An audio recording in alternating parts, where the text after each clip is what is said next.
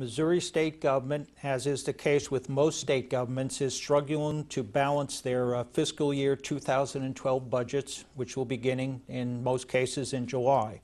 With approximately 30% of local government revenues coming from the state government, how do you look at St. Charles tightening its budget with declining state government revenue support likely for the next several years to come at least?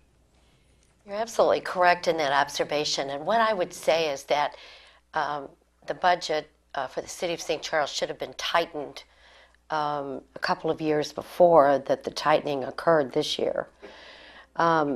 It's not a surprise to anybody. We've all cut back on our budget and tried to make new things, do things in a more reasonable way.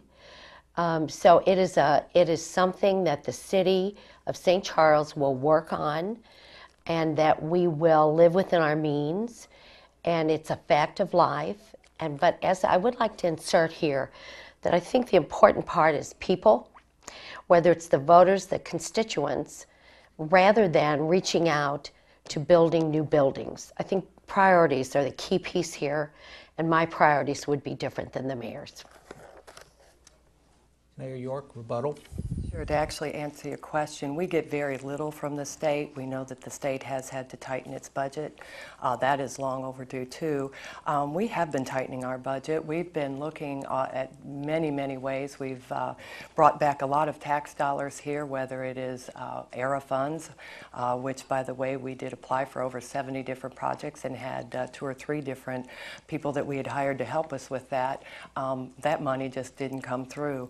We're always looking for grants. We're always looking to MoDOT. We're always looking places that we can bring your tax dollars back to our community.